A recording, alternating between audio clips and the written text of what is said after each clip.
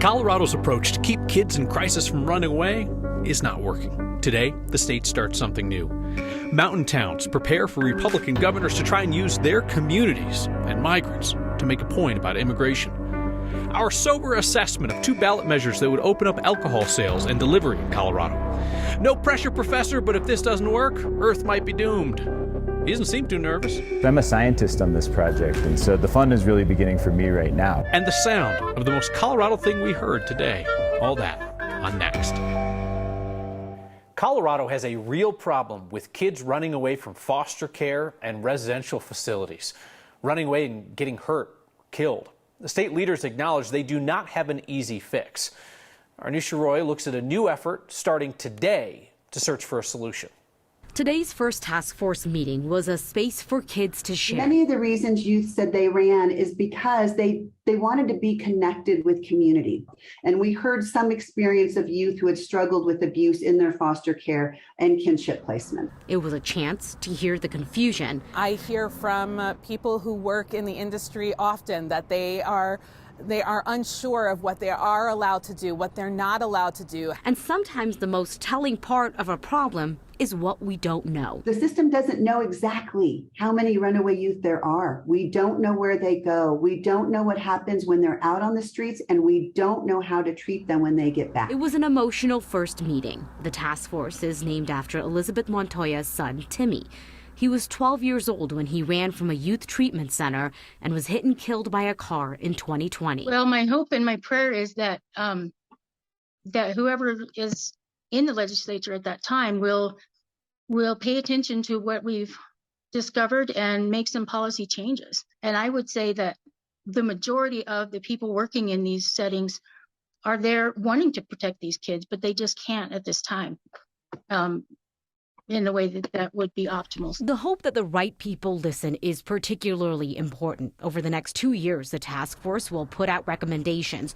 They hope it will reach lawmakers, providers, and state agencies. But the recommendations aren't mandated, so they're relying on people listening and then taking action. Democratic Representative Daphne Michelson-Jeannet, who is up for re-election, gave an example. The Behavioral Health Administration, which is now live. And even those frustrated by recommendations being ignored in the past, they were contained in our reports.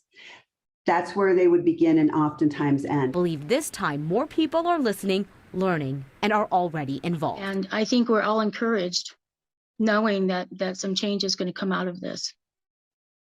And I believe that there will be change. Or next, I'm Anusha Roy.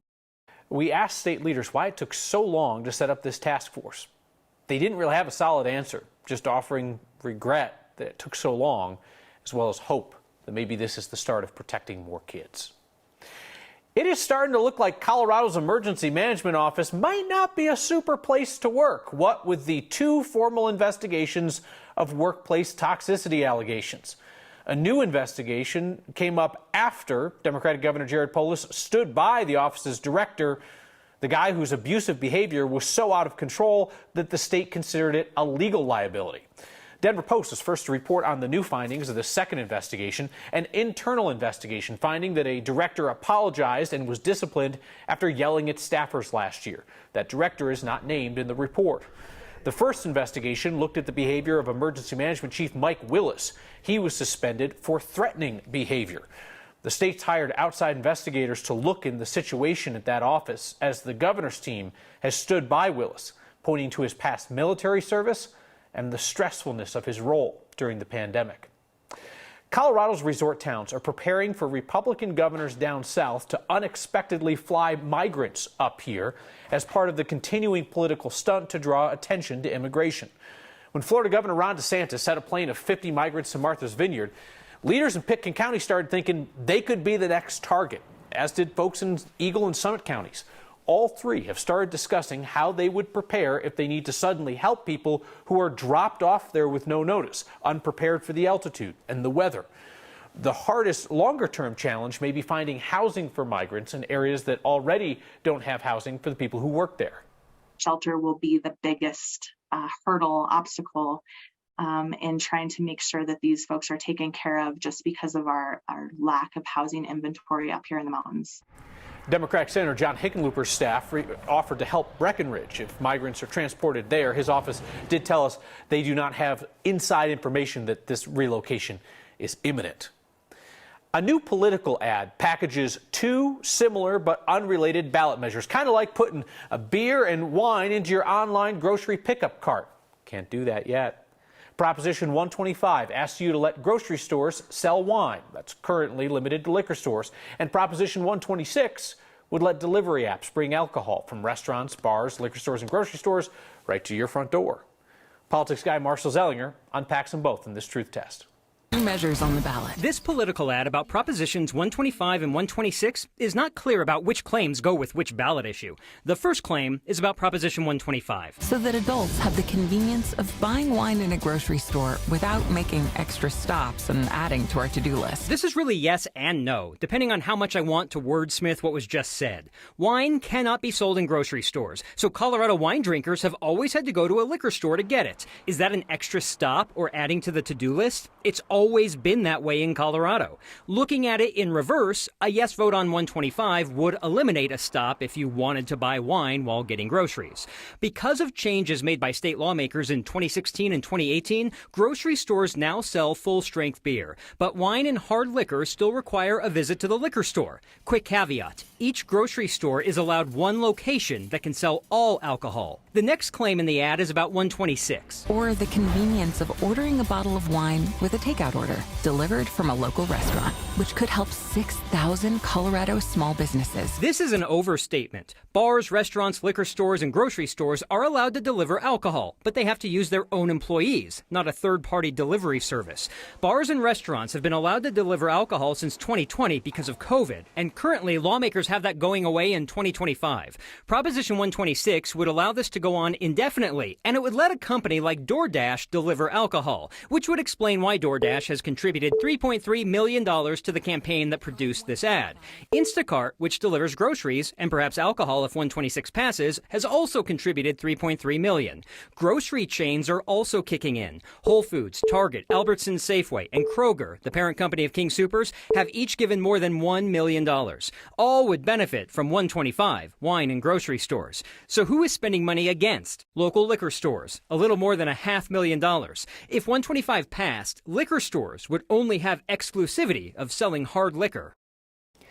It's been a while since we had the grocery versus liquor store debate. It took years for lawmakers to pass a law to allow one grocery and convenience store per chain to have full-strength beer. That was 2016. Then just 2 years later, lawmakers got rid of 3.2% alcohol beer, which meant every grocery and convenience store could have full-strength beer. Even if voters reject this, lawmakers could come back and modify some of the laws, like bars and restaurants in July 2025 can no longer deliver alcohol with their own staff. Lawmakers could just extend that if they want without voters. So you always hear with the third-party apps that it's a mixed bag for the restaurants because they mark everything up and they cut into their profits so much that they aren't really getting a whole lot out of it. Which, if I'm using it right, conspicuously absent from the contributions are local bars and restaurants. I didn't see local bars. I saw liquor stores. I saw grocery chains. I didn't see the businesses, restaurants saying, maybe they prefer the third-party app, but they know it cuts into their profits. Maybe they don't want the third-party app, but they want to expand to whatever customers want. Yeah. I'm not entirely certain that you use conspicuously correct, but I'm sure that everybody knew exactly what you were saying anyway. Marshall. You knew. Come on, everybody knew. There's a nonprofit in Colorado that works to strengthen Native American communities, both on reservations and in urban areas like Denver. They have a particular focus these days on the interests and the needs of their youth and their elders. This week's Word of Thanks microgiving campaign supports the work of Spirit of the Sun. Food is a particular focus. First, teaching Native youth about regenerative farming and traditional practices. They've been adding new plots of land at area farms so they can grow their own corn, tomatoes, and garlic. And then each week they gather their own food as well as donated produce, and they build food boxes for elders in the community as well as families with young children. They'll even deliver that food if that's what the community member needs. Spirit of the Sun's work goes far beyond just growing and distributing food to people in need. They run financial literacy programs for the Native American community, outdoor explorations to help young people learn about their indigenous identity. I really love the food program because it's kind of a win-win with a double benefit for both the youth who are learning and then the elders and the families who get the food. Scan the QR code on your screen or text the word thanks to 303-871-1491 for the link to donate. As always, I will match the first 50 donations of $5 to get the ball rolling. The Indigenous women who lead Spirit of the Sun work one-on-one to empower and care for a community that is often underserved. And they're going to be able to expand their already successful programs with a bit of our help. For years, a multi-million-dollar piece of real estate in Denver stood vacant. The price a developer paid, they must have some big plans. And artists across Denver are getting involved in traffic safety by drawing on the streets. That's next.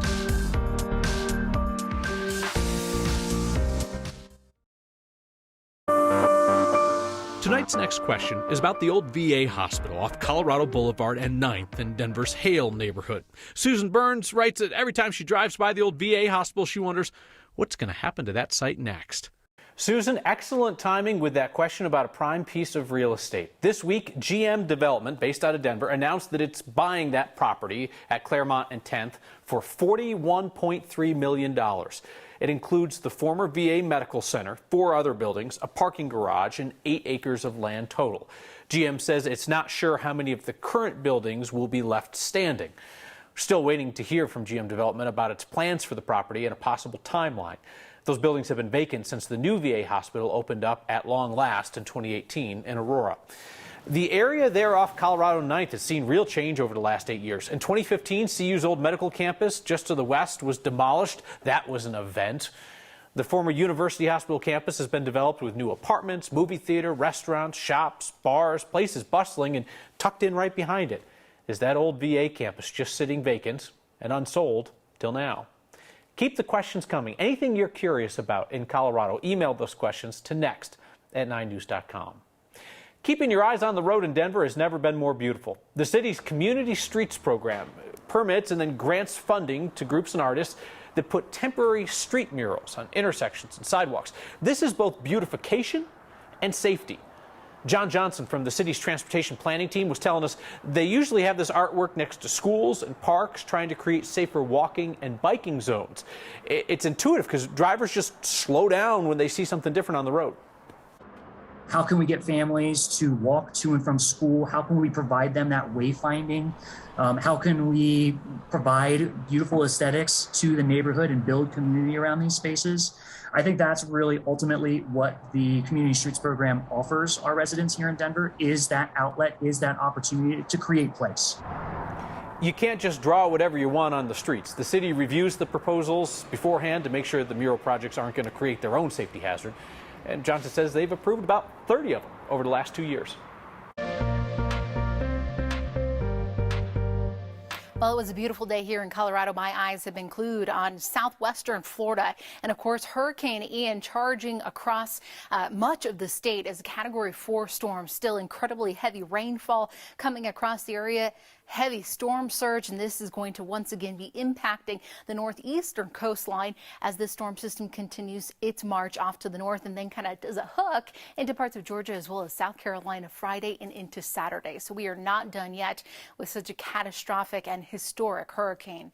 Back here at home, it has been a beautiful afternoon. We're just tracking a couple of isolated little showers out there. They wind down, and tomorrow morning we kick off the day with some sunshine. By the afternoon, a few clouds, maybe 1 or 2 isolated showers passing across the Denver area, but it still is going to be a pretty toasty afternoon with those highs returning to the 80s and 90s off to the eastern plains. Good chance for some thunderstorms for your Friday night. Much cooler for the weekend, and the rain, it continues into early next week. It's a mission straight out of a Bruce Willis movie. We're trying to deflect the asteroid to test and see if we could deflect an asteroid off its path if there were ever one in the future coming towards Earth. We caught up with a professor from Colorado who's, just potentially saving our planet. And it's a free concert if you're up for the hike. The most Colorado thing we heard today is at 14,000 feet. Next.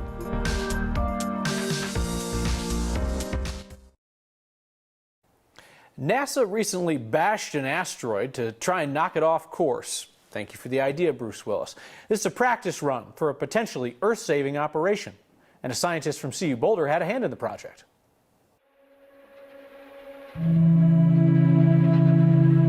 The DART mission, it launched last November, and just on this past Monday, arrived at the Didymos binary asteroid system. So Jay, you like to blow up asteroids. Well, that wasn't the point of this mission, actually. So we're trying to deflect the asteroid to test and see if we could deflect an asteroid off its path if there were ever one in the future coming towards Earth. So I'm a scientist on this project, and so the fun is really beginning for me right now. Now that we have pictures of the actual asteroid and data about what happened, we can really start to investigate how we changed the asteroid system.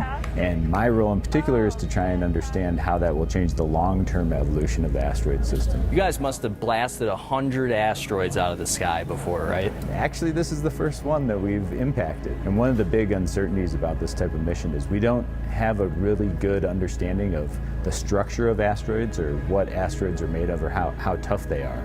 And depending on how tough or porous an asteroid is will really change the response. The deflection is actually kind of like playing pool. What happens is a spacecraft comes in and hits the asteroid and just shifts it off the path that it was on before. So we're not trying to destroy the asteroid, we're just trying to get it on a different path. Well, I don't have any pool balls, but I have this beach ball. Maybe you can show me how deflection works with this. Let's see. I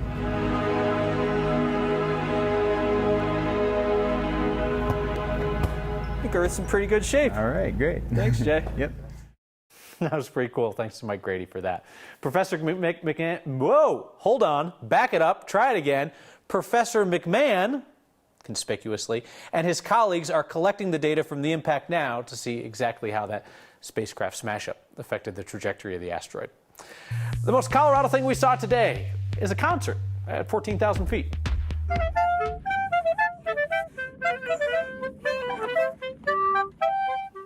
That is lovely. So Ken Zamisko was hiking Mount Bierstadt on Monday. When he got to the top, what is that he hears? A dual clarinet concert. The musicians hiked up with their instruments and a little music stand, played for anybody who happened to be up there. Ken didn't get their names, but he did enjoy the music, thought it was pretty Colorado of them to do that, and we tend to agree. This week, we're helping meet the needs of Native American communities across our state. That and your feedback next. The Indigenous women who run the local nonprofit Spirit of the Sun work with Native American youth to explore their identity and to learn traditions, including regenerative farming. A nice side benefit of that nonprofit's program is that the food grown, along with other donated produce, goes to elders and young families in need in our community. If you scan the QR code on your screen or text the word thanks to 303-871-1491, I'll send you that link to join me in supporting Spirit of the Sun's work through this week's Word of Thanks micro-giving campaign. Jeff writes in tonight to say, I have seen 3 new ads for Secretary of State Jenna Griswold in the past hour. Are these taxpayer-funded ads? I thought she committed to stop doing that. Jeff, we had talked about some ads that she was running with tax dollars. Those were kind of like, you know, how to be an informed voter, PSA. She took some heat for it. Those ads have come down. The ads you see promoting her campaign right now are paid for by the Griswold campaign. Jamie says, I'm concerned NASA seems to be playing God. What are your thoughts about moving asteroids, even just a nudge? Well, Jamie, I would prefer to not get domed by an enormous space rock, whether that's God or NASA helping out.